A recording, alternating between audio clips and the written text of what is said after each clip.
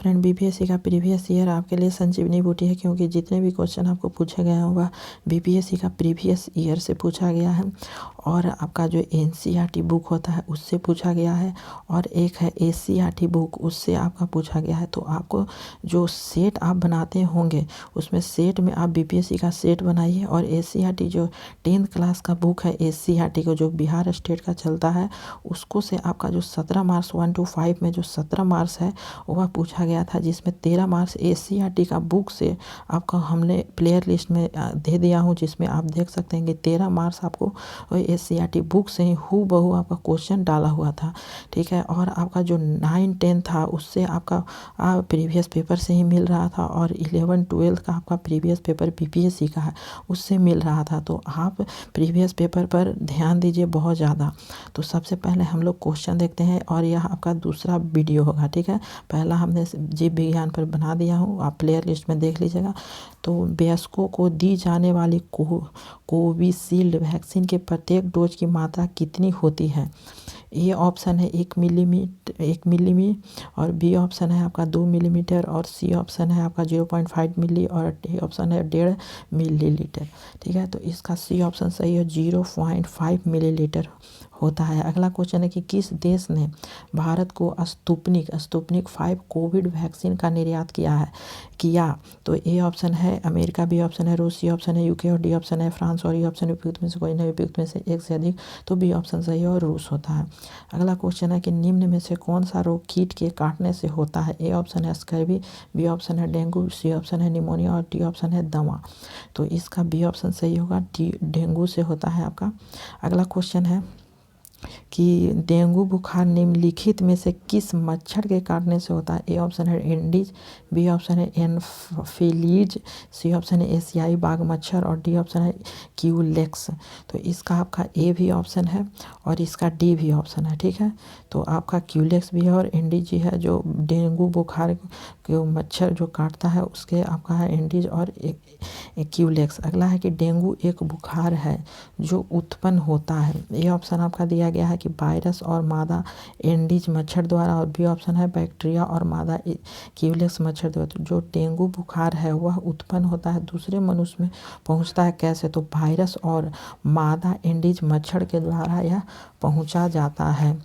अब अगला हम लोग क्वेश्चन देखते हैं कि डेंगू बुखार में मानव शरीर में निम्नलिखित में से किसकी कमी हो जाती है? ए ऑप्शन है प्लेटलेट्स की, बी ऑप्शन है हेमोग्लोबिन की, सी ऑप्शन है शर्करा की और डी ऑप्शन है जल की। तो आपका ये ऑप्शन सही हो जाता है, प्लेटलेट्स की कमी हो जाती है। डेंगू बुखार में मानव जो शरीर में होता है वो किसकी कमी हो जाता है? तो प्लेटलेट्स की कमी होने के कारण। अगला है कि आपका कि कथनों पर विचार कीजिए।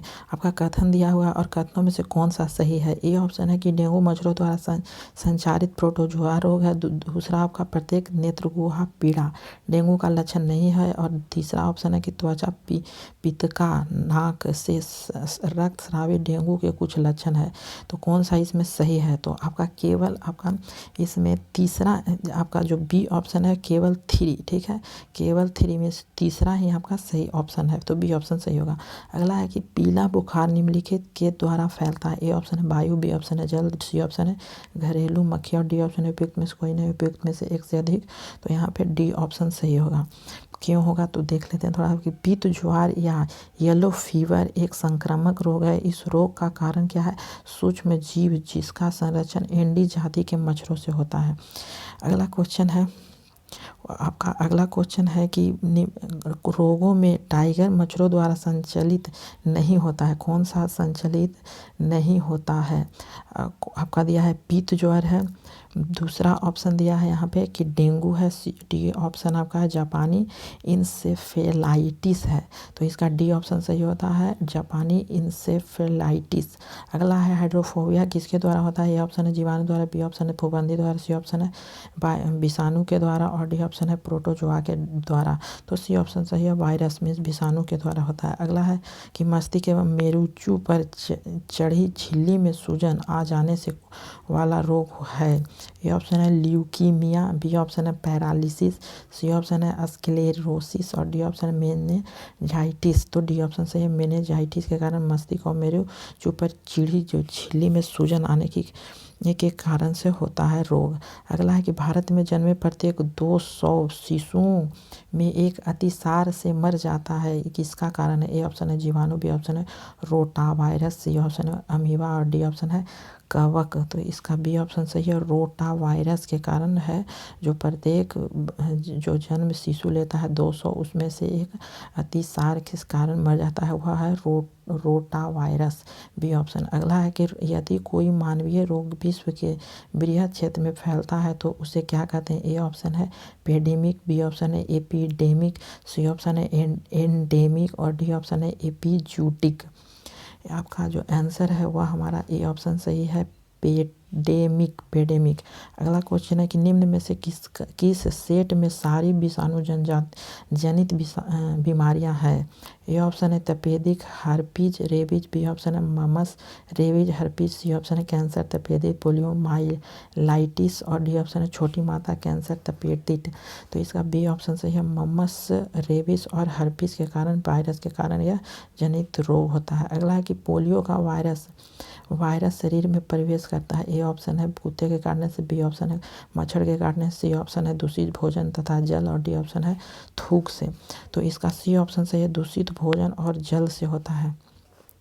ठीक है, अगला क्वेश्चन है कि पोलियो का कारण है, पोलियो का क्या कारण है? ए ऑप्शन है जीवाणु द्वारा, बी ऑप्शन है विषाणु द्वारा, सी ऑप्शन है कीटाणु द्वारा, डी ऑप्शन है कवक द्वारा।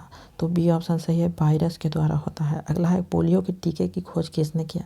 ए ऑप्शन है अलेक्जेंडर फ्लेमिंग, बी ऑप्शन है जॉन साल्क, सी ऑप्शन है रॉबर्ट कोच और डी ऑप्शन है एडवर्ड जेनर। तो आपका बी ऑप्शन सही होता है, जॉनक साल्क ने पोलियो टीका का खोज किया। अगला है कि पोलियो के टीका का सबसे पहले तैयार किया। ए ऑप्शन है फॉल एयरलिच ने, बी ऑप्शन है जॉन साल्क ने, सी ऑप्शन लुई पास्चर और डी ऑप्शन है जोसेफ लिस्टर ने। तो बी ऑप्शन से जोसेफ साल्क ने। अगला क्वेश्चन है कि साल्क टीका निम्नलिखित में से किस व्याधि से संबंधित है? ए ऑप्शन चेचक, बी ऑप्शन है टिटनेस, सी ऑप्शन है टीबी और डी ऑप्शन है पोलियो। तो डी ऑप्शन है पोलियो आंसर आपका है। अगला है कि निम्नलिखित में से किस बीमारी के लिए ट्राईवैलेट के स्थान पर बाईवैलेट ORV देने का निर्णय भारत सरकार ने लिया है? ए ऑप्शन है डिप्थीरिया, बी ऑप्शन है मलेरिया, सी ऑप्शन है टाइफाइड और डी ऑप्शन है पोलियो। तो इसका डी ऑप्शन सही है, पोलियो आपका है। अगला क्वेश्चन है कि पैथोजिन जो सामान्य जुकाम के लिए उत्तरदायी हैं। ए ऑप्शन है आर्थोमिस्को, बी ऑप्शन है राइनो वायरस, सी ऑप्शन है ल्यूकेमिया वायरस, डी ऑप्शन है पोलियो वायरस। तो इसका बी ऑप्शन से है राइनो वायरस।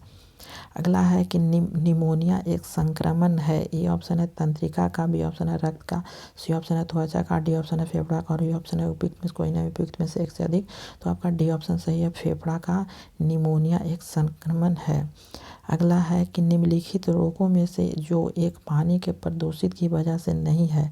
ए ऑप्शन टाइफाइड, बी ऑप्शन है hepatitis B, C option polio और डी ऑप्शन है हैजा। तो बी ऑप्शन से हेपेटाइटिस बी है जो वह पानी के दूषित के वजह नहीं है। अगला है कि यकृत रोग हेपेटाइटिस बी का कारण है। ए ऑप्शन है DNA वायरस, बी ऑप्शन है RNA वायरस, सी ऑप्शन है जीवाणु और डी ऑप्शन पैलिटी हेलिमिन्स।